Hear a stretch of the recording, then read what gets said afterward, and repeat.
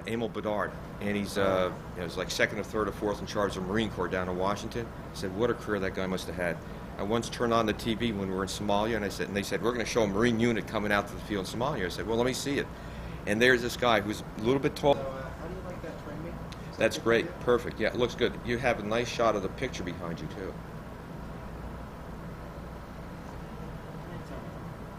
There you go. Today is June 20th, 2001.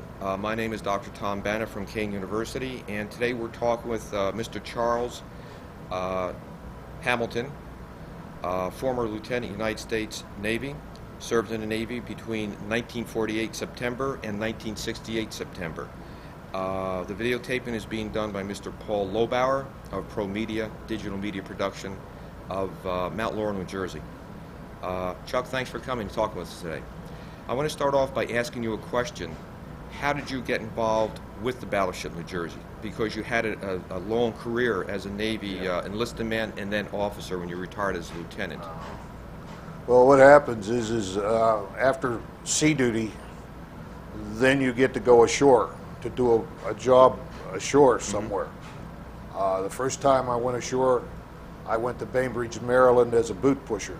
And that was what year approximately? That was in 1955 to 1957. After that, I went back to sea for another 8 years, and I served on 2 different ships during those 8 years. The USS Randolph, which was involved in the astronaut recoveries, and I had made chief. I went aboard as a first class, made chief, and then made ensign, and I was transferred to the Saratoga, which was another aircraft carrier, as the boiler officer. Once I completed my tour as a boiler officer, I was transferred to the Philadelphia Naval Yard as a ship superintendent. A ship superintendent's job basically is during overhauls or activations, they are the liaison person between the civilian shipyard and the Navy crew. Also, you supervise the amount of work that's being done and also get involved in anything to get ready to turn the ship over to the Navy. And you have to go through certain trials and things to do that.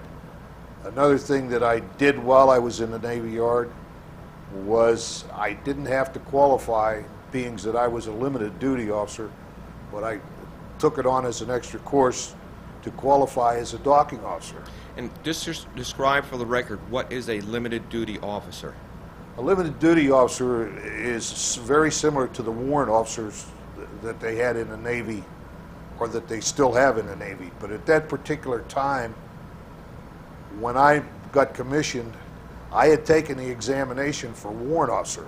Now, warrant officers are specialists. They're either a machinist, electrician, bosun, and aviation, bosun, and so forth. And it specializes you in your particular area of work. Well, they, at that time, were expecting the E8 and E9 to take over the warrant positions, and I was picked up as an LDO, or a limited duty officer, as an engineering type. And so that's how I ended up serving as that. Basically, you're a line officer, but you're a specialist in engineering. Again, there was a chance that I could qualify for deck, which I didn't have to do. I qualified as a deck officer, and also got not only to be able to push the thing through the water, I was able to drive it also. So then after I got to the Navy Yard, I requalified as a docking officer, and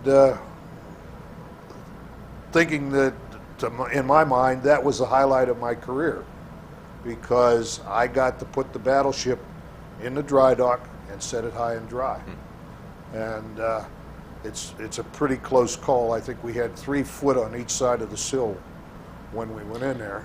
Describe that process of dry docking a battleship. Well, to dry dock a battleship, you have a docking plan. And in 3 successive dockings, you set it in 3 different positions. And that's so that you can get the whole hull painted on the bottom and cleaned and painted in 3 successive dockings. So what you do is you get the docking plan out, find out which plan you're going to use, number 1, number 2, or number 3. Once you get that, then you get together with the carpenter shop over in the shipyard, and they lay out the dock according to the plan. Now, with Navy ships, you have a certain area where you have to watch, because you have hull openings on the bottom. You'll have sonar phones sticking out the bottom and so forth.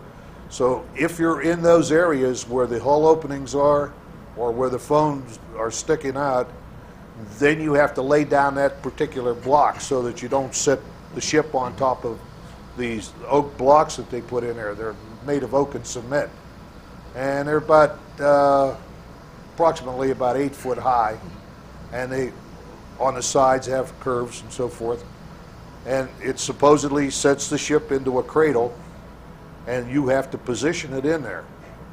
And what you do is, once you get the dock all laid out, and you go down and approve the laydowns and where the blocks are laying and everything, then they key mark the side of the dock, the center of the dock, on each side, and then back on the sterns. Then what you do is you flood the dock up to 9 foot, so that nobody can get down in there and change anything once you've approved it. After it's approved, then you set up a docking period. You have to get a hold of the riggers for line handling. If there's any ships in the area, you get a working party off the ships for line handlers.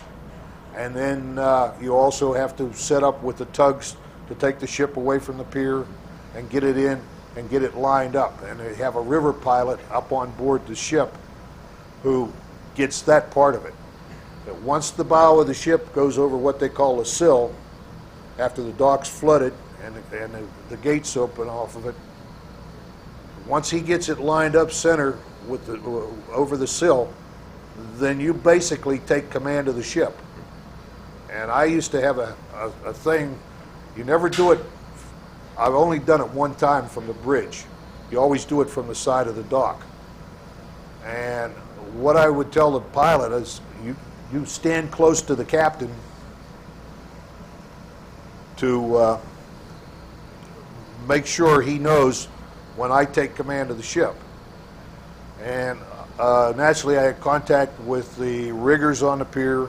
I had 2 walkie-talkies, and I had contact with the pilot and the tugs. When they started bringing it in and they got it lined up to the sill, then I would call up and tell the pilot, would you notify the commanding officer I have control of the ship?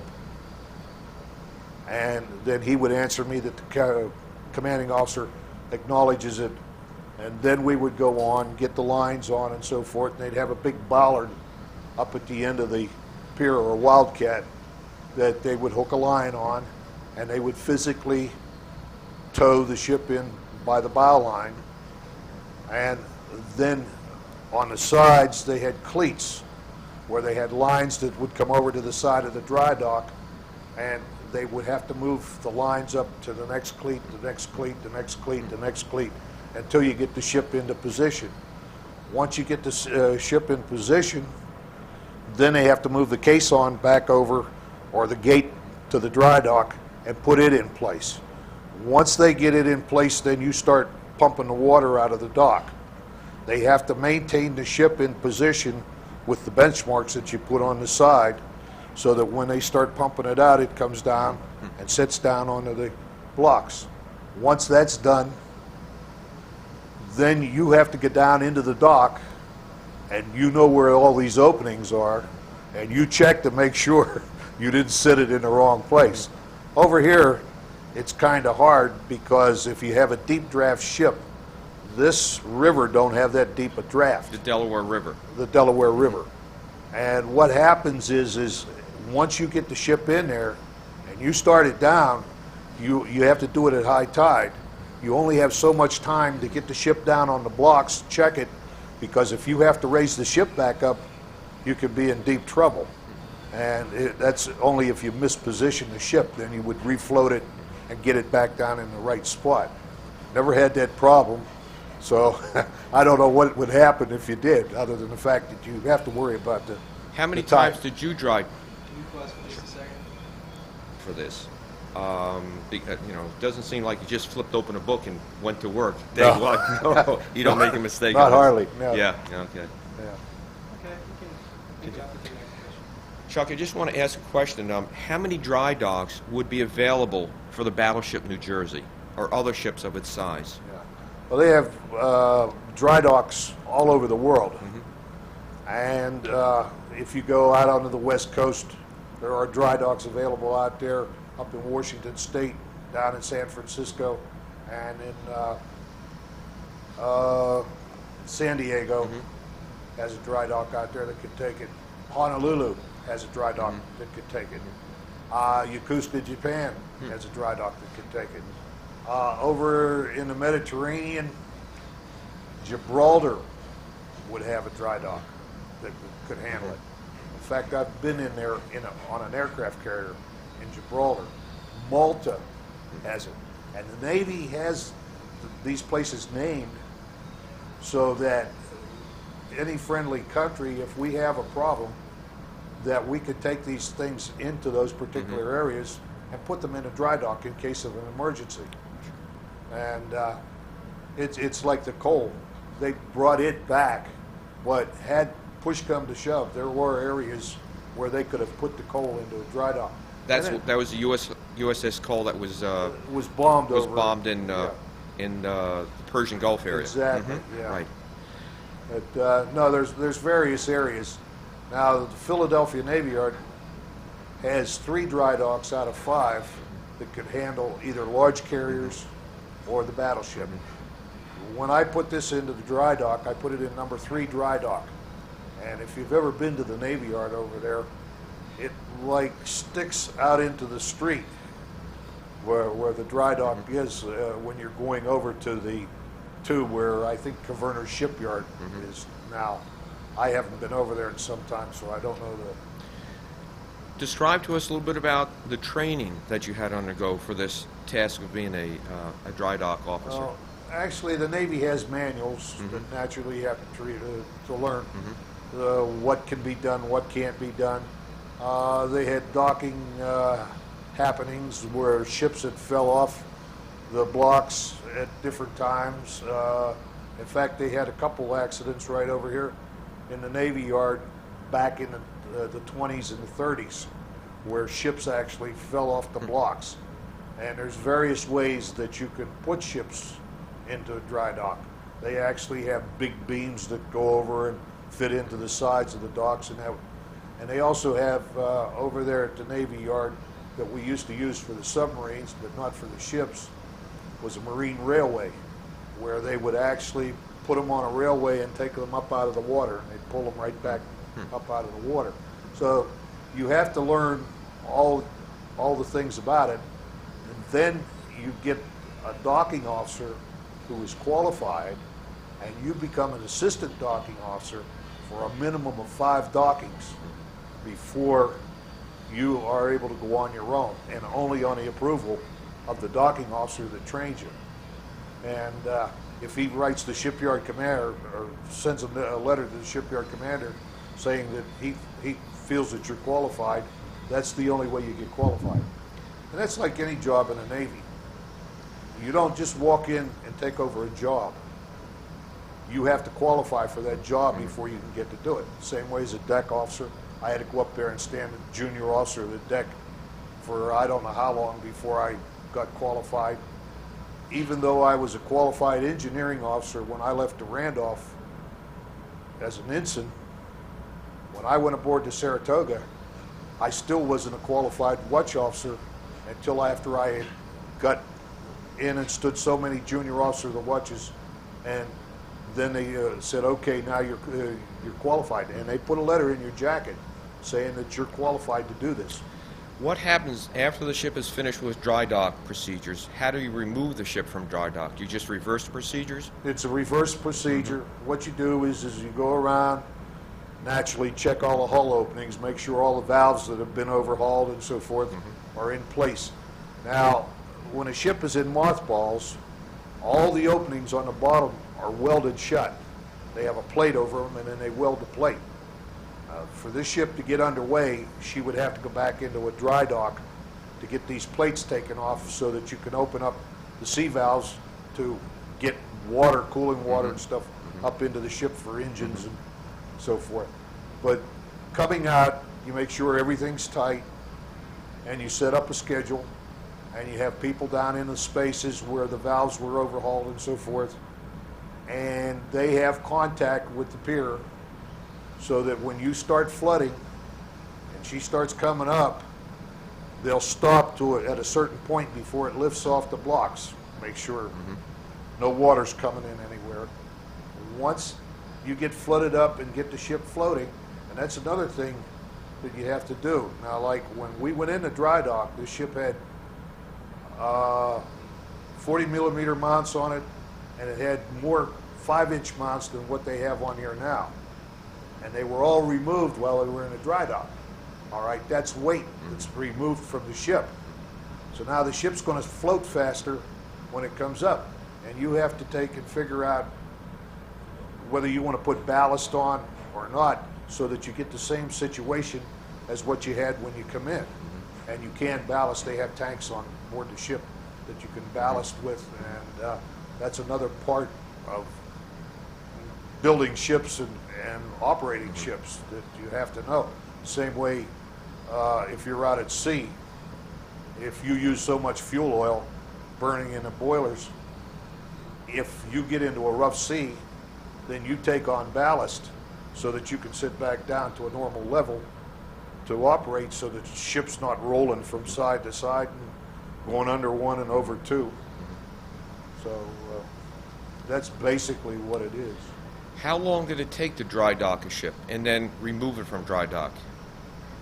Well, the actual docking, after all the preliminaries are taken care of, and you move the caisson out, naturally you have to float the caisson because that's sunk into place. All right, you dewater the caisson, float it up. They have a tugboat come over, pull it over alongside the pier. Meanwhile, the ship has got tugboats. It's alongside the pier. It's got to be brought back out into the river. You have to close the river off of traffic so that you can get it out into the middle of the river, bring it up, and then get it lined up to go into the dock. And usually you have, well, for something this size, 6 to 8 tugboats that are on each side, and they're all pushing to get you into position. And once you get it into position and start it in, then it's another hour or so before you get in and get up to the benchmark. Once you get to the benchmark and get the caisson in place, you sink the caisson, then you start pumping the water out. Now, as soon as the level drops below 3 feet in the dock, in what's outside, then the caisson will take a seal because the water on the outside is pushing it up against the bulkheads so that it maintains a seal. Sometimes you get leaks, but they have ways over there that they can stop them by putting sand in. What they used to do is put what we call shot. That's the stuff they use to clean the hull off the bottom, sandblast the bottom. And they just take wheelbarrows of shot and put down there, and where the water's rushing in, it would go in and plug the hole. But and then it took another 45 minutes or so to put it down on the blocks, because those pumps would really pump out the water. You'd have no So problem the there. whole procedure would take about how long? About 2.5 hours. 2.5 hours. Yeah, And then the 2.5, same for 3 removing the hours. ship from dry dock? Yeah, the basically the same, because you have to flood up. Once you flood up, you have to check all your valves and stuff to make sure that everything's tight in the ship. Then you got to remove the caisson, and you go through the reverse procedure, pulling it back out. And once the tugs get a hold of it, then they can slide it right out into the river. How many dry dockings were you involved in, including your 5 required training dry dockings? I had dry docked about 9 different ships during the period of time that I was here. And one of the dockings resolved in putting 3 ships in the same dry dock at one time. And one was a small World War II aircraft carrier, which was my first ship in the Navy, and What ship was that? the USS Cabot. That was a Jeep carrier? It was a Jeep carrier. carrier. CVL was on a cruiser hull. In fact, it was built on these waves right across from the parking lot here. And we put that and 2 destroyers in at the same time. And we did that down at number 5 dry dock. But then I had done the Shangri-La, which was an aircraft carrier. And one of the big problems with the aircraft carriers today is they have an angled deck. And a lot of the deck hangs out over the top of the dry dock. So you really get testy there. In fact, you have to lock a crane in behind it, so forth, so that you can actually take stuff off the after deck with a crane once they're in dry dock. But these dry docks are capable of handling the super carriers too, because the America, Saratoga, and that were there. Now, none of the nuke-powered carriers are. What were any other experiences that you want to tell us about involving the Battleship New Jersey that you think are important? Yeah, I think that was the proudest moment of in my Navy career, to be able to say I docked it. And I always tell a story. When I got home that night, and I told my wife, I says, "Look, at the only lieutenant in the Navy that ever docked a battleship." And she says, "Yeah, you forgot the bread." So, You're still in trouble no matter what. yeah, it was the highlight of my Right, career. right. And I jokingly tell that story anyhow, but to me it was the best thing. How did your career in the Navy and your work with the New Jersey impact on you later on in life? Well, when I retired from the Navy, I went to work for a civilian shipbuilding company as a ship superintendent. Same job I had while I was in the Navy. They had a different name for it, but it was the same type of job, and it was down the river from here. And I worked for them for 10 months. Then I had applied for a job at the Navy Yard, and the shipyard commander had encouraged me to come back to work at the shipyard. The only thing was when it takes time. If you retire from a certain area, you can't go back to work for them. That's so that you can't set yourself up with a good job before you get out. So what I did was I did the 10 months down in Sun Ship, then I come back to work. Well, while I was being interviewed to go to work for the shipyard, there's a place within the shipyard that's called a boiler turbine laboratory. It's now called NAVSES. It's changed names a half a dozen times since I originally started there. But the boiler turbine laboratory tests naval machinery. And we tested nuclear-powered submarine plants. We tested the gas turbine plants and that are on the ships today, and also some of the diesel plants that come on there. Well, hiring on with a boiler background, I got put into the reduction gear group. And the reduction gears is just like the transmission in a car. The only thing is the bull gear is about 15 foot diameter on one of these things. But it's a gear powertrain, and then also we handle line shafting and propellers. Well, when I was hired as a troubleshooter. That meant anytime, 24 hours a day, anywhere in the world, they needed me, they would call me, and they would make arrangements to get me there. Civilian, military, no matter how, but they would fly me anywhere in the world to go out and repair. 90% of the work that I did was on nuclear-powered submarines.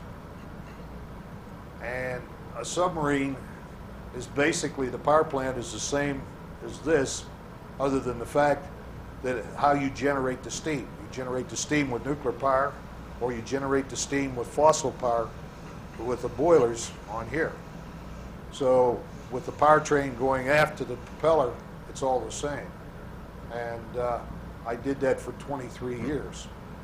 when I was not on the road, then I would run tests on submarine power plants. My last job was testing the new submarine attack boat. Can't think of the name of it, Seawolf. Mm-hmm. But that was my last job as the test engineer for the Seawolf. And so it gave me a total with the Navy of 43 years. Wow, it's a lot of experience. Yeah. A side issue, you mentioned reduction gear. One thing we're working on Kane University is applying some of the concepts, skills used in the Navy to high school level. So one of our persons who's working on a project was trained at the New York Maritime Academy as an engineering officer, and he found the book aboard the Battleship New Jersey dealing with reduction gears. So he's going to work up mathematical problems for high school students to solve in a practical way with the great reduction gear. He's very excited when he went to see the reduction gears aboard the ship. Yeah. Well, I always said that if they got the ship here in Camden, Mm-hmm. I would come back Mm-hmm. as a volunteer Mm-hmm. to help them in any way I could. I have been pretty much active with the engineering department, and I run tours for the volunteers. Naturally, we don't have the public coming in, but everybody's interested in the power plant on here. So what I do is you give me a day's work, and at 2:30 in the afternoon, if I can get more than 5 people, I'll take you down and take you completely through a fire room and an engine room and explain how all the parts work. And pretty much I've had a good results with it. In fact, they've asked me to be a tour guide director once they get the ship up as a new museum, Excellent. which was my original idea anyhow.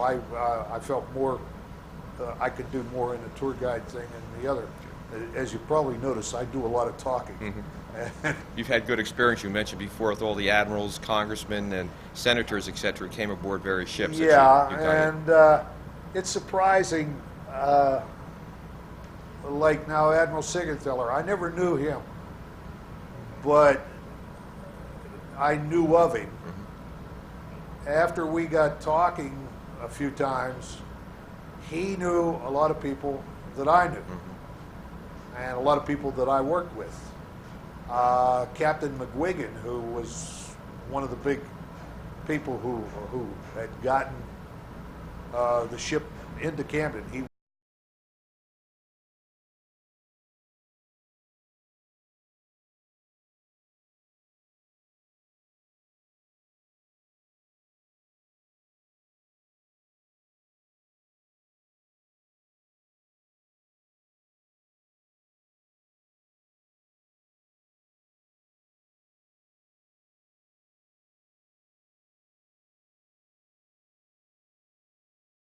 submarines, and I was out on the front ship with the surface ships because Captain McGuigan's a qualified submariner. Naturally, they try to put you where your background is. The cliche, it's a small world. It's Yeah. very true. Oh yeah, It's very and true. we knew a lot of people that knew each other, you know. So I've had a very good repertoire with Admiral Sigenthaler. Well, thank you. We've been talking with Mr. Chuck Hamilton, former Lieutenant, United States Navy, now a resident of Williamstown, New Jersey. Thank you very Yes. much, sir. Okay. Thank very you. good. Sure. Let me take one more shot of you sitting there with your glasses off so we don't get any reflection. It's hot in here, isn't it? Yeah, it Thanks is. for sitting here like you're in a hot seat. These are always in heat. Oh. Okay.